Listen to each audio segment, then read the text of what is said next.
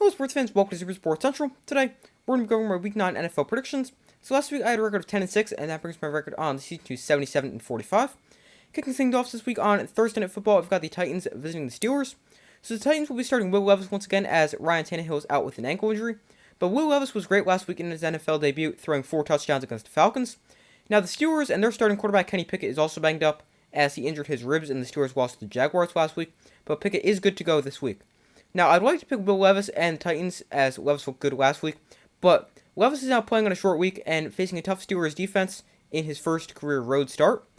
But then again, last week's opponent in the Falcons also had a pretty good defense, so this is a game that could truly go either way. Will Levis provided a much-needed spark for the Titans offense, and I think that could carry over into this week, but I have a hard time picking against a great Steelers defense, plus the Steelers are at home, so I'll take the Steelers in a low-scoring game, 21-17. Moving to the games on Sunday, starting off, we've got the Dolphins against the Chiefs in Germany. This is going to be a great game. It's also the first time Tyreek Hill faces the Chiefs since being traded. This is going to be a high-scoring game. Both teams have great offenses and great quarterbacks. Tua and Patrick Mahomes are both top 5 in passing yards and passing touchdowns. The Dolphins' offense scores 33.9 points a game, and the Chiefs score 23.4 points a game. And 23 points isn't amazing, but we know the Chiefs can score when they need to. And speaking of the Chiefs, they need a big bounce-back game offensively after only managing 9 points in their loss to the Broncos last week. This is a game that could truly go either way. The Dolphins are 0-2 against teams with winning records so far this season, and I think they will come very close to picking up their first win over a good team this season, but I think Patrick Mahomes and the Chiefs will have a bounce-back game offensively and win this one away. Chiefs win 33-29. Next game, we got the Vikings visiting the Falcons. So both teams will be starting another quarterback for the first time this season. For the Falcons, it's by choice, as Taylor Heinicke will be starting over Desmond Ridder. But for the Vikings, it's because of Kirk Cousins' Achilles injury, and obviously hopefully Cousins heals up fast. But the Vikings will be starting rookie Jaren Hall from BYU. Despite trading for Josh Dobbs earlier this week, Jaren Hall will get the start, but Josh Dobbs is expected to see maybe a package here and there. But I don't really know what to expect from each team offensively, but defensively we have an idea of what to expect. In fact, these teams are extremely similar in scoring defense, as the Vikings allow 20.3 points per game, and the Falcons allow 20.1 points a game. So very, very similar teams, new quarterbacks, extremely similar defenses. But I'm going to take the Falcons with the win because their offense isn't quite as dependent on a quarterback. They're a run-first team, while the Vikings have relied heavily on the pass and have struggled to run the football. Now, the Vikings are playing with a quarterback that is making his first career NFL start, whereas Heinicke also has some experience. So I'll take the Falcons with the win in another low-scoring game, 22-18. Next game, we got the Cardinals visiting the Browns. So the Cardinals are another team that is making quarterback change this week. They will be starting rookie Clayton Tune from Houston, and Kyler Murray also may play, but he will not be starting as he works his way back from torn ACL. Now for the Browns, Deshaun Watson returned to practice, but he still battles a shoulder injury that has been a problem since week 4. And while Watson returned to practice, we still don't know who is starting for the Browns. But I don't really think either team will be great offensively, but the Browns will get the win because of their defense, which has been great so far this season. They'll be able to stop the Cardinals and a young quarterback in Clayton Tune making his first NFL start. So the Browns get the win in a low-scoring game by a score of 20-10. Next game, we got the Packers hosting the Rams. This is another game with some quarterback uncertainty for at least one team, and that is for the Rams, as Matthew Stafford is battling a thumb injury, and if Stafford can't go, then it will be backup quarterback Brett Rypien who will get the start. Now, the Rams are coming off a terrible loss to the Cowboys, where they lost 43-20, but the Packers, they have struggled this season. They're just 2-5 and loses to 4 straight. Now, the Rams having a backup quarterback or a banged-up Matthew Stafford will definitely impact their offense, which relies heavily on the pass. I don't think the Rams will be able to throw the ball that well, and I think they won't have a ton of offensive success because their run game is decent, but they do face a bad Packers run defense, but I think the Packers' overall defense is solid, and they will be able to shut down the Rams' offense. So the Packers, while they haven't been very good so far this season, I think they do enough offensively and get the win by a score of 17-13. Up next, we got the Commanders at the Patriots. This is a game where I have no idea who will win. The Commanders just traded away Montez Sweat and Chase Young at the trade deadline, but they look really good against the Eagles, especially offensively. The Commanders' defense with Montez Sweat and Chase Young was already really bad, the second worst scoring defense in the NFL, allowing 28.5 points a game. Now, the Patriots' offense is also terrible, scoring just 14.8 points a game, which is second worst in the NFL.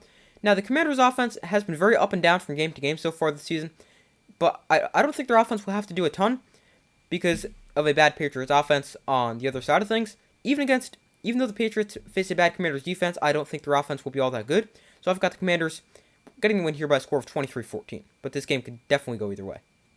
Next game, we got the Bears at the Saints. So the Bears will likely be without Justin Fields once again as he is dealing with a thumb injury. So the Bears will be starting Tyson Bagent. Now the Bears offense isn't that good, and they have to face a Saints defense that is very good, 5th best scoring defense, allowing just 19.3 points per game. And the Saints offense has been pretty bad all season, but they're coming off a game where they just scored 38 on a bad Colts defense, and then they'll face a bad Bears defense, which also wasn't good, allowing 27.3 points a game. Now, I think the Saints dominate this game on both sides of the ball. Their defense is good like usual. Their offense faces another bad defense and builds off a strong game a week ago. And Saints dominate this game and win by a score of 31-10. Next game, we got the Ravens hosting the Seahawks. This is another game that is pretty tough to predict. The Ravens have won 3 of their last 4, but it wasn't the prettiest win last week over the Cardinals. Now, the Ravens have the best scoring defense in the NFL, allowing just 15 points a game, but the Seahawks offense is pretty good, scoring 24 points a game. Now, the Ravens have been good offensively, scoring over 30 points in back-to-back games. Now, I think the Seahawks will be able to score a good amount, even against a great Ravens defense. But with the combination of the Ravens playing well offensively and having the best scoring defense in the NFL, I think that leads the Ravens to victory, and they get the win by a score of 27-20. Next game, we got the Texans hosting the Buccaneers. So both teams are looking for bounce-back games after losing last week. Neither team's offense has been good in the recent games, as in the last 3 games for the Buccaneers, all of which have been losses, the Buccaneers are scoring just 12.3 points a game, and in the last 3 for the Texans, they're scoring just 17 points a game. So this could definitely go either way. I think the Texans are going to be able to protect C.J. Stroud and get the bounce-back win, and protecting C.J. Stroud is key for the Texans, because in the 4 losses for the Texans, Stroud has taken 13 sacks, and in their 3 wins, he has taken just 2 sacks. And the Buccaneers are decent at getting to the quarterback, but I think the Texans' offensive line will do a good enough job of giving C.J. Stroud time to throw, and the Texans get the bounce-back win by a score of 24-17. Next game, we got the Panthers hosting the Colts. So the Colts are coming off a 38-27 loss to the Saints, while the Panthers picked up their first win of the season by a score of 15-13 over the Texans. Now, the Colts offense is great, scoring 25.6 points per game, which is 6th best in the NFL. And then they'll face the Panthers defense that has struggled so far, allowing over 28 points a game. Now, the Panthers offense has also been bad as they are scoring just 18 points a game, but they do face a terrible Colts defense, which is the worst scoring defense in the NFL, allowing 28.6 points a game. But I don't trust the Panthers offense to keep up with the Colts, even against a bad defense, so I got the Colts getting the win fairly easily by a score of 34-14. Next game, we got the Giants at the Raiders. This is another game that could definitely go either way. The Raiders finally fired Josh McDaniels, and they're also making more changes as they're benching Jimmy Garoppolo for rookie Aiden O'Connell, saying O'Connell gives them the best chance to win. Now, the Giants also are making quarterback change as Daniel Jones is returning from his neck injury, and maybe Daniel Jones can provide a spark for a Giants offense, which is the worst in the NFL, scoring just 12 points a game. Now, while the Giants' offense is terrible, their defense has been elite over the past 3 games, as in their past 3 games, the Giants' defense is allowing just 11.3 points a game. So this is a game that could definitely go either way. I'm going to go with the Giants, surprisingly. Because of their defense, I think Daniel Jones returning will help the offense a little bit and be able to score just a bit more. So I think the Giants will win this one in a low-scoring game, 16-14. Next game, got the Cowboys at the Eagles. This is another game that could definitely go either way. The Cowboys are coming off a dominant 43-20 victory over the Rams, and the Eagles beat the Commanders in a game that was closer than it probably should have been. Now, this is also a big game in the NFC East race, as a win for the Eagles would be big towards winning the division for the 2nd straight season. Now, I think this game is going to be a shootout. Both teams have great offenses. In fact, these 2 teams have the 2nd and 3rd best scoring offenses in the NFL. Both teams averaging about 28 points a game. Now, the Cowboys' defense is also great, but their defense can definitely allow points, as we saw in the 49ers game a couple weeks ago. Now, I think this is going to be a fun game. I think the Eagles' offense is more well-rounded with a great run game and a great pass game. And the Cowboys have scored a lot of points from their defense so far this year, but their offense is still very good. So I think the Eagles, they're the more well-rounded offense, or the better offense, the better team overall. They're home as well, and they get the win here by a score of 30-27, but this is a game that could definitely go either way. Next game, we got the Bengals hosting the Bills on Sunday Night Football. So we'll have a live watch party for this game, started about 8:15 Eastern Time on Sunday, so I hope to see you guys there. But this is another game that could truly go either way. The Bills are coming off a Thursday Night Football win over the Buccaneers, but the Bills haven't been quite as good as they should have been so far this season. Now, the Bengals, they have won 3 straight after a bad start, and they're starting to find their stride offensively as they just put up 31 points against the great 49ers defense. Now, both teams are able to score. The Bills are scoring 27.8 points a game, and the Bengals' numbers aren't great, but we all know the Bengals' offense is very good and can easily score points. Now, the Bills have the better statistical defense and are also coming off a game on Thursday, so they've had some extra time to rest. But my gut says the Bengals will win. They've won 3 straight games, and they're at home, so I'll take the Bengals with the win in a great game, a Game of the Year contender, 32-29.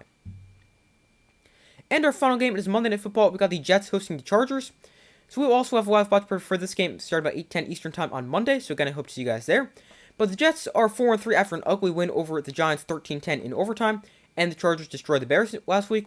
Now, the Chargers did have a great game especially offensively, but they now have to face an elite Jets defense that is allowing just 184 passing yards a game and just 18.4 points a game.